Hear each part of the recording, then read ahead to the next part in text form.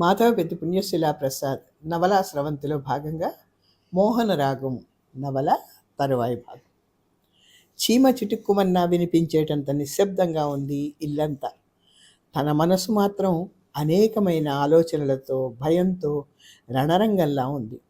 తల్లి మీద, మాధవి మీద, అనసూయమ్మ మీద, మోహన్ మీద కోపం ముంచుకొచ్చింది. కానీ తనేం చేయగలదు? నిస్సహాయంగా కూర్చుండిపోయింది. బయట వర్షం ప్రారంభమైంది. జోరున కురవసాగింది.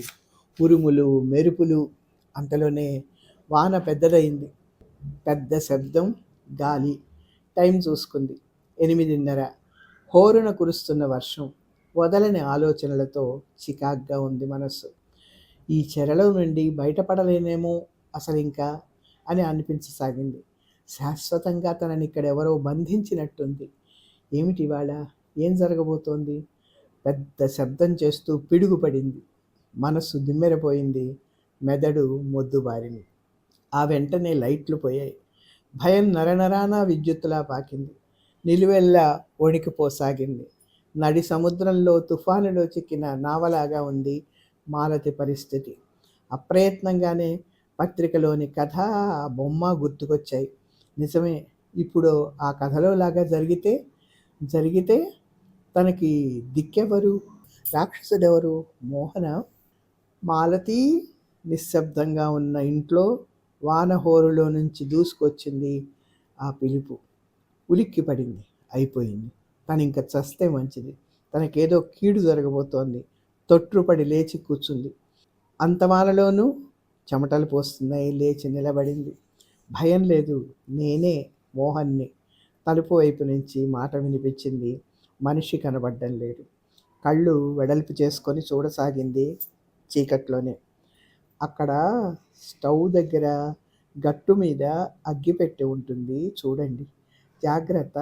మెల్లిగా తనని తాను సంభాళించుకుంటున్న మాలతికి ఆ గొంతు నీరసంగా వినిపించింది. గొంతులో కొద్ది వణుకు కూడా ఉండడం గుర్తించింది.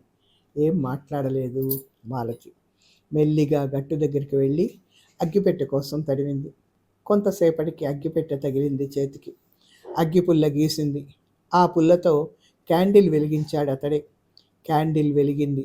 ఆ వెలుగులో అతన్ని అప్రయత్నంగానే చూసిన మాలతి ఉలిక్కి పడింది. తను చేసిన తప్పు తెలిసి వచ్చింది ఆమెకి. ముఖం బాగా అలసటగా ఉంది. కళ్ళు మూతలు పడిపోతూ ఉన్నాయి. మనిషి తూలుతున్నాడు కూడాను. నిలబడలేకపోతున్నాడు. చీచి, ఏంటి తను చేసింది? తను అసలు ఇక్కడ ఉందనేందుకు? అతడు ఎలా ఉన్నాడో అని కనీసం ఆలోచించిందా? కాఫీ కానీ మంచినీళ్ళు కానీ కావాలేమోనని అడిగిందా? అతను అడగడు. కానీ తను మాత్రం కనుక్కోవద్దు. తనను తనే నిందించుకుంది మాలతి. అంతసేపటికి నోరు తెరిచింది ఆమె. మీరెందుకు లేచి వచ్చారు? నేను వచ్చేదాన్నిగా. పదండి, పడుకోండి. కంగారుని దాచుకుంటూ శాంతంగా అంది. జ్వరం 104 డిగ్రీలున్నట్టు అనసూయమ్మ అన్న మాట గుర్తొచ్చింది మాలతికి. నుదుటి మీద తడిగుడ్డ వేసుకుంటారా? టెంపరేచర్ కాస్త తగ్గుతుందేమో. మళ్ళీ తనే అంది. ఇప్పుడు కాస్త తగ్గినట్టుందిలేండి. చెమట కూడా పోస్తోంది అన్నాడు మోహన్ అస్పష్టంగా, నీరసంగా. కానీ ఊరికే అలా అన్నాడని అనిపించింది మాలతికి. మరేం మాట్లాడకుండా క్యాండిల్ తనే పట్టుకొని ముందుకు నడిచింది. అతడి గదిలోకి వచ్చింది. మెల్లిగా మంచం మీద వాలాడు మోహన్. నీరసంగా ఉందేమో, కాస్త కాఫీ చేసి తీసుకురానా? నొచ్చుకుంటూ అంది మాలతి. వద్దు మాలతి, మీకెందుకు ఆశ్రమ? అందులో ఈ చీకట్లోనా? వద్దు, లైట్లు రానియండి, చూద్దాం. మాలతి మౌనంగా ఉండిపోయింది. బయట వర్షం ఇంకా ఎక్కువైంది. నిమిషానికి ఉరుములు భయపెడుతూనే ఉన్నాయి. ఎందుకో కానీ మాలతికి భయం ఎక్కువ అవుతోంది. తెలియని పిరికితనం అలముకుందామని. ఆ గదిలో అలా నిలబడి ఉండడం ముళ్ళ మీద ఉన్నట్టు అనిపించింది. ఏదో ఒక వంకన ముందు ఆ గదిలోంచి బయటకు పారిపోవాలి. తర్వాత ఈ ఇంటికే దూరంగా పారిపోవాలి. ఆరాట పడుతూ ఉంది మనసు. మోహన్ వైపు చూసింది ఒకసారి. కళ్ళు మూసుకొని బరువుగా ఊపిరి పీలుస్తున్నాడు అతను. గాలికి అటూ ఇటూ కదులుతోంది క్యాండిల్ మంట. దానితో పాటు వెలుగు నీడలు మోహన్ ముఖం మీద కదలాడుతున్నాయి. అక్కడ కుర్చీలో కూర్చోండి మాలతి, కళ్ళు మూసుకుని అన్నాడు మోహన్. కాఫీ తెస్తాను. భయంగా అని గది దాటింది. ఎవరో వెనుక తరుముకొస్తున్నట్టుగా గబగబా వంటింట్లోకి వచ్చింది. కటిక చీకటి. కాఫీ ఎలా చేయడం? వస్తువులు ఎక్కడున్నాయో తనకేం తెలుసు? పోనీ క్యాండిల్ తెచ్చుకుంటే? క్యాండిల్ ఉంటే ఎలాగైనా అన్నీ వెతుక్కోవచ్చు. అమ్మో! మళ్ళీ ఆ గదిలోకే. గుండె దడదడలాడింది. గది తన పాలిట పెద్ద రాక్షసిలాగా అనిపించింది. నిస్సహాయంతో అక్కడే కూలబడింది. మోకాళ్ళ మీద తల ఉంచుకొని గట్టిగా కళ్ళు మూసుకుంది. ఎంతసేపటి నుంచో గూడు కట్టుకున్న దిగులంతా అప్రయత్నంగా పైకొచ్చింది. అమితమైన దుఃఖంగా పొంగి పొర్లింది. దారి తప్పిన పాటసారిలాగా ఉంది ఆమె మనస్థితి. వెక్కి వెక్కి ఏడవసాగింది. అట్లా ఎంతసేపు గడిచిందో గదిలోకి క్యాండిల్ వెలుగు పడడంతో ఉలిక్కిపడింది. ఎందుకంత భయపడతారు మాలతి? మీ బాధ ఏమిటో నాకు అర్థమైంది. చూడండి, ఈ క్యాండిల్ ఇక్కడే ఉంచి వెళ్తాను, సరేనా అని క్షణం ఆగి, ప్లీజ్ ఏడవకండి అని ఆప్యాయంగా అన్నాడు మోహన్. క్యాండిల్ అక్కడే గట్టు మీద పెట్టి నెమ్మదిగా తల వంచుకొని వదిలి వెళ్ళిపోయాడు. తన స్థితికి తనే సిగ్గుపడి తల వంచుకుంది ఆమె. నిమిషాలు గడిచాయి. తన మీద తనకే అసహ్యం వేసింది మాలతికి. ఎంతసేపు గడిచినా లైట్లు రాలేదు, అనసూయమ్మ వచ్చే సూచనలు లేవు. ఇంకా ఏంటి తన కర్తవ్యం? పోనీ కాఫీ అన్నా చేద్దాం అనుకుంటూ ఆ ప్రయత్నంలో పడింది. ఆ మసక వెలుతురులోనే అన్నీ తడుముకుంటూ వెతుక్కొని కాఫీ చేసింది. కాఫీ కప్పులు సులువుగానే దొరికాయి. కప్పులోకి వేడి వేడి కాఫీ పోసింది. ఇప్పుడు ఇవ్వడం ఎలా? మళ్ళీ ఆ గదిలోకేగా వెళ్ళాలి. ఏ భగవాన్, ఏంటి పరీక్ష? గుండె చిక్కబట్టుకుంది. కాఫీ కప్పు సాసరు ఒక చేత్తో, క్యాండిల్ ఇంకో చేత్తో పట్టుకొని మోహన్ గది వైపు వచ్చింది. అడుగులో అడుగు వేసుకుంటూ క్యాండిల్ బల్ల మీద పెట్టింది. కప్పు కూడా బల్ల మీదే పెడితే? క్షణం ఆలోచించింది. పాపం, మళ్ళీ అతను లేచి రావద్దు. జాలిపడింది. చేతికే ఇద్దాంలే అనుకుంది. గుండె దడ తన చెవులకే స్పష్టంగా వినిపిస్తోంది. చెవిలో సముద్రపు హోరు మొదలైంది. శరీరం వణుకుతోంది. ఒళ్ళంతా చెమటలు కమ్ముతున్నాయి. భూమి గిర్రున తిరుగుతున్నట్టుగా ఉంది. మనసు ఆలోచన శక్తిని కోల్పోయింది. గుండె గుబగుబలాడుతుండగా, మనసు చిత్రమైన స్థితిలో ఉండగా బలవంతాన తనను తాను అదుపులోకి తెచ్చుకుంటూ వణుకుతున్న చేతులతోనే కప్పు అందించింది మోహన్కి. గదిలోకి క్యాండిల్ వెలుగు రావడంతో లేచి కూర్చున్నాడు మోహన్ జ్వరం మగతలో. ఆ మగతలోనే ఎర్రబడ్డ కళ్ళతో ఆమె వంకే చూస్తూ కప్పు అందుకోపోయాడు. ఆ ఎర్రటి కళ్ళను చూసి భయకంపితై తడబాటు చెందింది మాలతి. అసలే జ్వరంతో తోలుతున్న అతడు కప్పుకు బదులు అప్రయత్నంగా ఆమె చేయి పట్టుకున్నాడు. అద్దిరిపోయింది ఆమె.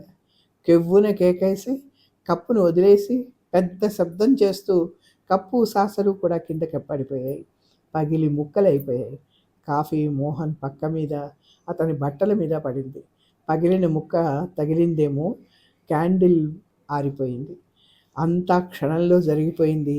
ఇద్దరూ నిశ్చేష్టులయ్యారు. ఇద్దరికీ మెదడు పని చేయలేదో క్షణం పాటు. అంతా గాఢాంధకారం. మాలతికి పిచ్చెక్కినట్టయింది. కథలో రాక్షసుడు అబల పదే పదే కళ్ళకు కనబడుతున్నాడు. రాక్షసుడెవరో కాదు, మోహనే. ఆ అబల తనే. అవును, తనే. ఏదో భూతం ఆవేశించినట్టు ఏడవడం మొదలెట్టింది.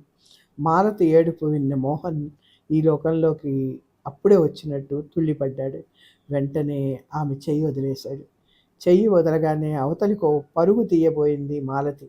కిందంతా పగిలి పరుచుకొని ఉన్న గాజు పెంకుల్లో ఒక ముక్క ఒకటి ఆమె కాల్లో బలంగా గుచ్చుకుపోయింది. అమ్మా అంటూ ఆర్తనాదం చేసింది. ఒక్క ఉదుటిన మోహన్ మంచం దిగి ఆమెను మంచం మీద కూర్చోబెట్టాడు. ఏమైంది, ఏమైంది మాలతి అంటూ రెండు చేతులతో ఆమెను లేవదీశాడు. భయంతో బాధతో వివసై ఉన్న మాలతి అతడి గుండెల మీద వాలిపోయింది. ఆమె కన్నీరు అతడి షర్టును తడిపేయసాగింది. మాలతి, మాలతి అంటూ ఆప్యాయంగా గుండెలకు హత్తుకున్నాడు అతడు. తర్వాత తనే నిగ్రహించుకుంటూ ఆమెని మంచం మీద కూర్చోబెట్టాడు. మంచం మీద కూర్చోగానే అప్పుడే తెలివి వచ్చినట్టు ఉలిక్కి పడింది. లేచి నుంచుంది. కాలు విపరీతమైన బాధ పెట్టగా గట్టిగా కాలు పట్టుకొని కింద కూర్చుండిపోయింది. ఆమె కాలు పట్టుకొని కూర్చోవడంతో అర్థమైంది మోహన్కి కాలిలో గాజు పెంకు గుచ్చుకుంది అని. ఆమె కాలు మృదువుగా పట్టుకొని గాజు పెంకుని లాగబోయాడు. కంపరం ఎత్తినట్టు, నిప్పుని తాగినట్టు అనిపించిన మాలతికి బలంగా అతడి చేతిని వెనక్కి నెట్టేసింది. వెనక్కి పడబోయి నిగ్రహించుకున్న మోహన్ ఆమెని గట్టిగా పట్టుకొని ఒక చేత్తో లేవనీయకుండా చేసి ఇంకొక చేత్తో కాల్లో ఉన్న గాజు పెంకుని లాగి అవతలికి విసిరేశాడు. గాజు పెంకు ఊడి రాగానే రక్తం ధారలై ప్రవహించింది. కాలు విపరీతమైన నొప్పిగా ఉంది. నీరసం కూడా ఆవరించింది ఆమెని. ఎప్పుడూ ఎరగనంత నిస్సత్తువుగా ఉంది. అప్పుడే ఎవరో గేటు తీసి లోపలికి వస్తున్న చప్పుడైంది. ఒక్క అంగలో వరండాలోకి వచ్చేసింది మాలతి. అరుణ వచ్చింది. మరుక్షణంలో అరుణను చుట్టేసి బావురు అంది మాలతి. అరుణకి చీకట్లో ముందర మాలతిని గుర్తుపట్టలేదు. గుర్తుపట్టాక ఆశ్చర్యపోయింది ఆమె. ఏంటి ఏంటిది మాలతి? ఎందుకు ఏడుపు? ఇంటికెందుకు వెళ్ళలేదు ఇంతవరకు? అమ్మేది? అమ్మా? అయోమయంగా ఉంది అరుణకి అంతా. ఇంతలో హఠాత్తుగా లైట్లు వెలిగాయి. వాన వెలిసింది, కానీ ఇంకా తుప్పర మాత్రం పడుతూనే ఉంది. ఆకలి చల్లారిన పెద్ద పులులలాగా ఉండి ఉండి ఉరుములు గాండ్రిస్తున్నాయి. ఏదో కీడు శంకించింది అరుణ మనసు. గబగబా మోహన్ గదిలోకి వెళ్ళింది. పక్క బట్టల నిండా కింద అంతా ఒలికిపోయిన కాఫీ, పగిలి చెదిరిన గాజు పెంకులు, గదంతా రక్తమయం. మోహన్ బట్టల నిండా కాఫీ, అక్కడక్కడ రక్తపు మరకలు, చేతులు రక్తసిక్తమై ఉన్నాయి, కళ్ళు ఎర్రబడే ఉన్నాయి, జుట్టంతా చెదిరి ఉంది. మాలతి నడిచినంత మేర రక్తమే. ఏడ్చి ఏడ్చి ఉబ్బిన కళ్ళు, రేగిపోయిన జుట్టు, బొట్టు లేని కళావిహీనమైన ముఖం, బట్టల నిండా కాఫీ, రక్తపు మరకలు. మాలతి స్థితి ఇలా ఉంది. బాధని మింగలేక కక్కలేక ఉంది ఆమె. అన్నయ్య! గట్టిగా అరిచింది అరుణ. ఛీ, నువ్వు మనిషివా పశువా? ఏంటి నువ్వు చేసింది? తలనొప్పని నాటకమాడింది ఎందుక? ఆవేశంతో మాట్లాడుతున్న అరుణ అన్నమొహంలో మారేమో రంగుల్ని చూడనేలేదు. అన్న పరిస్థితి గమనించే స్థితిలో కూడా లేదు. శిలాప్రతిమలాగా అచేతనుడయ్యాడు మోహన్. 10 గంటలైంది. ఏరి పిల్లలు? అరగంటలో వస్తామని చెప్పిన వాళ్ళు ఇంతసేపా? ఇంకా సందేహం ఎందుకు? ఇద్దరూ కలిసి ఏ సినిమాకో వెళ్ళారన్నమాట. భలే పిల్లలే. ఇంకా అదేదో దానికి బుద్ధి చెప్తుందనుకున్నా, ఇది దాంతో కలిసింది. ఆయనకేమో అసలే పట్టదేమి. చింతంతా నాకేగా. ఈ ఏడాదైనా ఇంకా మాలతికి సంబంధాలు చూడాలి. 2 ఏళ్ల నుంచి వెనక్కి నెట్టేస్తున్నారు. పెళ్ళంటే మాటలా? ఎంత చదివినా ఒక అయ్య చేతిలో పెట్టాల్సిందేగా. ఏంటో ఆలోచనలు తగడం లేదు, ఎట్లా జరుగుతుందా అని నిట్టూర్చింది కమలమ్మ. ఇంతలో గేటు తెరిచిన చప్పుడయింది. అమ్మయ్య, ఇప్పటికైనా వచ్చారు అంటూ అన్నాలు వడ్డించే ప్రయత్నానికి వంటింట్లోకి నడిచింది. లోపలికి వచ్చిన మాధవి బట్టలు మార్చుకొని బాత్రూమ్ వైపుకి వెళ్ళింది కూని రాగంటిస్తూ. ఎంతసేపు మాధవి ఒక్కతే కనబడుతోంది. మాలతి జాడే లేదు, వచ్చిన అలికిడి లేదు. లోపల బట్టలు మార్చుకుంటోందేమో అనుకుంటూ రండి అన్నాలకి 11 అవుతోంది విసుగ్గా అంది కమలమ్మ. వచ్చి టేబుల్ ముందు కూర్చుంటూ, ఇంకా మాల తినలేదా? ఏంటే నువ్వు అనేది? అర్థం కాలేదు కమలమ్మకి. అంతలో దాని భోజనం అయిపోతుంది ఏమిటే? 2 నిమిషాల్లోనే పూర్తి చేస్తారా ఎవరైనా భోజనం? అది కాదమ్మా, ఇంతసేపు అది నువ్వు కూడా తినకుండా ఉండడం ఎందుకు? నేను పెట్టుకు తినను. ఇప్పుడే కదే ఇద్దరు వచ్చింది అనుమానంగా అడిగింది కమలమ్మ. ఇప్పుడే రావడం ఏమిటి? అది అసలు డ్యాన్స్కే రాలేదుగా. అయితే ఇంతసేపు అక్కడే ఉందన్నమాట. తనలో తానే అనుకున్నట్టుగా అంది మాధవి. అసలు సంగతి ఏమిటో చెప్పు ఆదుర్దాగా అడిగింది కమలమ్మ. అంత వివరించి చెప్పింది మాధవి. తాము డ్యాన్స్కి వెళ్ళేంతవరకు చెప్పింది. లైట్లు పోవడం వల్ల ఎన్నో ఐటెంలు ఆపేశారని, అందుకే తాము కూడా తొందరగా వచ్చేసామని కూడా చెప్పింది. రిక్షాలో అరుణలన్నీ ఇక్కడ దింపి వెళ్ళిపోయింది అంటూ ముగించింది. ఇది మరి అక్కడ ఏం చేస్తున్నట్టు ఇంతసేపు? కమలమ్మ కంగారుగా అడిగింది. ఇంకా చేసేదేముంది? మోహన్తో కబుర్లు ఇంకా ఏదో అనబోతున్న మాధవిని మధ్యలోనే ఆపింది కమలమ్మ. చూడు మధు, కబుర్లకు చాలు కానీ భోజనం తొందరగా ముగించు, మనిద్దరం వాళ్ళ ఇంటికి వెళ్ళి. కమలమ్మ మాట పూర్తి కాక మునిపే వాకిలి తలుపు తెరుచుకొని ముందు అరుణ, వెనక మాలతి వస్తుండడం కనిపించింది. ఆనందంతో ముఖం ప్రఫుల్లమైంది కమలమ్మకి. మాలతి సురక్షితంగా ఇల్లు చేరింది, అంతే చాలు. తృప్తిగా నిట్టూర్చింది ఆమె. లైట్లు పోయాయి. అన్నయ్యకి ఒంట్లో బాగాలేదు, లేకపోతే మాలతిని అన్నయ్యే వచ్చి దించేవాడు తడబడుతూ అన్నది అరుణ. పర్వాలేదులేమ్మా నిశ్చింతగా నవ్వింది ఆవిడ. వర్షం కూడా వచ్చిందా? అయినా మీ ఇంట్లో ఉంటే ఎంతసేపు అయినా నాకేం భయం లేదులే. "ఆ, నేను ఇంకొస్తానండి, అమ్మ ఎదురు చూస్తూ ఉంటుంది. వెళ్ళగలవా అమ్మా అని అడిగింది కమలమ్మ.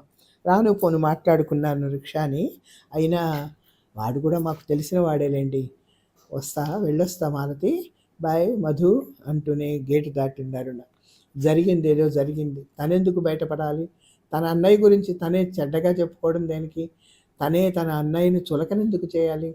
తర్వాత మాలతి ఎలాగో వాళ్ళకి చెప్పుకుంటుంది. మాలతి చెప్పాక వాళ్ళ ప్రవర్తన ఎలా ఉంటుందో, తన అన్నయ్యని గురించి ఏమనుకుంటారో, ఎన్నెన్ని తిట్టుకుంటారో. తన అన్నయ్య ఎవరైనా పొల్లు మాట అంటే తను సహించగలదా? అమ్మో, ఇంకా అక్కడే ఉంటే అసలు విషయం బయటపడుతుంది. అన్నయ్యని అంతా కలిసి తిడతారు కూడా. అందుకే అందుకే తొందరగా తను అక్కడి నుంచి వచ్చేసింది. అయినా అసలు అన్నయ్య ఎందుకు అలా చేశాడు? ఏదో ఆవేశించి ఉండాలి వాడిని.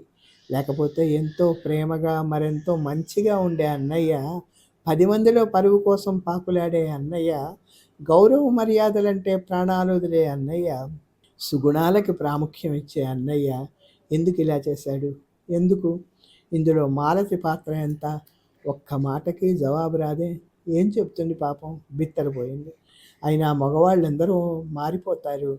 మగవాళ్ళంతా ఇంతేనా? వాళ్ళకి విచక్షణ జ్ఞానం అంటూ ఉండదా? అమ్మకి ఇంకా ఈ సంగతి తెలియదురా ఉంది. ఏమనుకుంటుంది? అన్నయ్యని ఏమంటుంది? ఇంటికి వెళుతున్న అరుణ మెదడులో ఇలా సాగిపోతోంది ఆలోచన స్రవంతి. అరుణ వెళ్ళంగానే తల్లిని కౌగలించుకొని అమ్మా అంటూ బావురుమంది.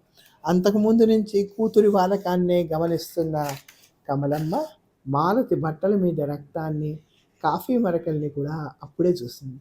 ఆమె మనసు ఏదో కీడుని శంకించింది. ఏంటే ఏంటే జరిగింది? ఇంతసేపు వాళ్ళ ఇంట్లో ఏం చేస్తున్నావే? చెప్పవే, చెప్పమ్మా భయంగా కంగారుగా అడిగింది కూతుర్ని. ఏడుపు మానలేదు మాలతి. ఆ సంఘటన జరిగిన దగ్గర నుంచి ఇంటికి తిరిగి వచ్చే వరకు ఏం జరుగుతున్నది, ఎవరితో మాట్లాడుతున్నది కూడా తెలియట్లేదు మాలతికి. అసలు ఆమె కళ్ళు చూడగలుగుతున్నా, మనిషి నడవగలుగుతున్నా స్పృహ మాత్రం లేనట్టే ఉంది. ఏదో యంత్రంలాగా ఉంది ఆమె శరీరం. మనసు అసలు ఈ లోకంలోనే లేదు. అయోమయంగా ఉంది ఆమెకి. తల్లి ముఖంలోకి చూశాక మెల్లి మెల్లిగా తేరుకుంది. ప్రాణం తెరిపిన పడ్డట్టుగా ఉంది. ఇంక తనకేం భయం లేదు అన్న విషయం తెలిసొచ్చింది. చెర నుంచి విముక్తి చెందినట్టు అనుభూతి, ఆనందం, హాయి ఆవహించాయి ఆమెని. ప్రయత్నించినా మాట పెగిలి రాలేదు ఇప్పుడు. మాలతి, అమ్మా మాల, ఏంటమ్మా ఎందుకు ఏడుపు? నాకు చెప్పవే, నా తల్లివి గదు, చెప్పమ్మా. కమలమ్మ కూడా కళ్ళ నీళ్ళు వచ్చేసినాయి. ఇంతటితో ఆపుదాం.